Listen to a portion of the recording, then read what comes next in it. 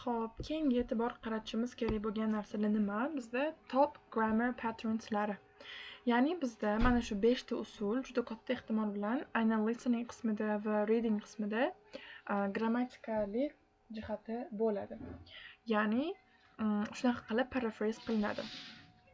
To'g'ri paraphrase emas, ya'ni mana shu patternlardan keyin bizga aynan qanaqadir savol word formation turi kerak. Misol uchun of prepositiondan keyin bizga juda katta ehtimol bilan har doim desak ham bo'ladi, aynan noun keladi. Va hech qachon verb kelmaydi bizda. Misol uchun a method of teaching bo'ladi, not teach. Yana bitta bizda clear aynan grammar qismi bo'yicha namunamiz deya olishimiz mumkin. Misolimiz bor. Bu ham bo'lsa an apple of mine degan possessive pronouns holatda keladi. Ya'ni possessive pronounlardan oldin biror bir narsa meniki demoqchi bo'lsak, biz aynan of degan qo'shimchani qo'shar edik va bu aynan IELTS qismida juda ko'p keladi. Misol uchun, deylik teachers book deb kelsa, endi bu juda oson, lekin shunaqa usulda deyarli shunaqa patternga follow qiladi. A teacher's book deb keladigan bo'lsa, book of a teacher qilib paraphrase qilinadi bu narsa. Shu sababdan aynan mana shularga ahamiyatli va e'tiborli bo'lishimiz kerak. Keyingisi bizda bu after an article, ya'ni artikellardan keyin bizga noun kelishi mumkin. Noun juda kichkina ehtimollik bilan keladi, lekin aynan adjective plus noun qoidasi esa juda ko'p holatlarda keladi va uchraydi. Xo'p, misol uchun blank needs a noun shaped word. Ya'ni o'sha mana holatda kelishi mumkin. Deylik nimadir deylik desk desa, mana bu bo'shliqqa biz har doim adjective qo'shishimiz kerak. Yokida noun shaped word, ya'ni collocation doimo birga keladigan so'z ham bo'lishi mumkin ekan. Keyingisi bizda word directly after a preposition is almost never a verb ing unless it's a gerund noun. Ya'ni prepositiondan keyin keladigan holat bo'ladigan bo'lsa, juda kichkina ehtimollik bilan deyarli hech qanaqa holatda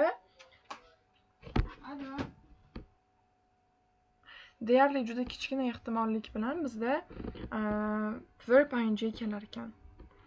Gerund noun bo'lsa kelishi mumkin. Misol uchun good at, misol uchun sewing bo'lib gerund holatda keladi, lekin verb ing prost mana bizda bilamiz, gerund bilan verb ing ni farqi juda katta.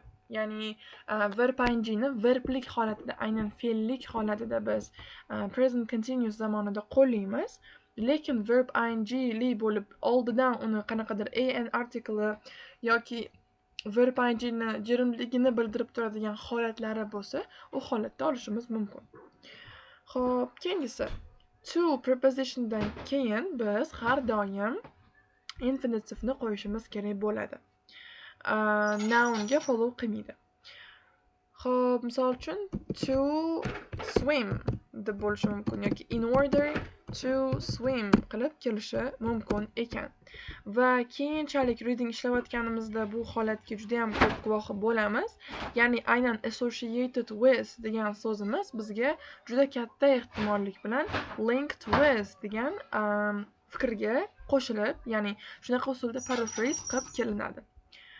So, endi qanaqa usul bilan paraphrase qilinadi? Aynan reading qismida completion savol turini qilayotganda yoki faqatgina bu reading emas, balkim listeningda ham xuddi shunaqa patternga follow qiladi. Ya'ni birinchi bo'lib bizda boya ham ko'rdik speakingimizda word class shift bo'ladi. Ya'ni so'zlarimiz bizda deylik passageda adjective sifatida kelgan bo'lsa, u narsani biz nounga o'zgartirishimiz mumkin yoki teskarisi. Misol successful, success bo'lib kelishi mumkin. Yokida agar bizda deylik verb holati bo'lsa, o'zi katta ehtimol bilan qanaqa qilib shift qilinadi? Verbimiz, verb, noun bir-biriga o'xshash. Misol uchun develop degan verbimiz bor va buni biz nounga o'zgartirsak, development qilib o'zgartiramiz. Bu birinchi aynan common pattern'i. Ikkinchi pattern'i bu adjective'imiz adverbga o'zgaradi. Misol uchun beautiful degan adjective'imiz bor. Buni beautifully degan adverbga o'zgartiramiz. Yoki dramatic degan adjective'imiz bor. Dramatically degan adverbga o'zgartiramiz. Xuddi shunaqa holat bilan word class shift sodir bo'lar ekan. Keyingisi bizda general to specific. Bu juda ko'p qaytariladigan narsa. Buni yodlavasanglar ham bo'ladi. Har doim shunaqa narsa eshitayotganinglarda, deylik sizlarda general narsa berilgan bo'lsa, listeningda deylik, readingda deylik, har doim qarab turishingiz kerak. Aynan nima deb paraphrase qilinishi mumkin, qanaqa o'zgartirilishi mumkin, shuni hammasiga diqqatli bo'lib qarab turishingiz kerak bo'lar ekan. Xo'p, keyingisi bizda bu misol uchun deylik, misolini ko'rib chiqamiz. Financial support degan bizda readingimizda deylik, aynan question qismida financial support provide qiladi degan narsa keldi. U narsa bizda passage'imizda aynan a grant, a loan, a subsidy kabi ma'nolar bilan paraphrase qilinadi. Hech qachon to'g'ridan to'g'ri kelmaydi. Yokida ikkinchi usuli bo'lishi mumkin. Transport degan so'z keldi bizda savolimizda va bu narsa passageda katta ehtimol bilan buses, ya'ni misollari beriladi. Juda katta ehtimol bilan. So, keyingisi bizda bu cause effect reversal, ya'ni misol uchun x led to y deylik, global warming led to water pollution degan narsa keladi va bu joyi o'zgaradi.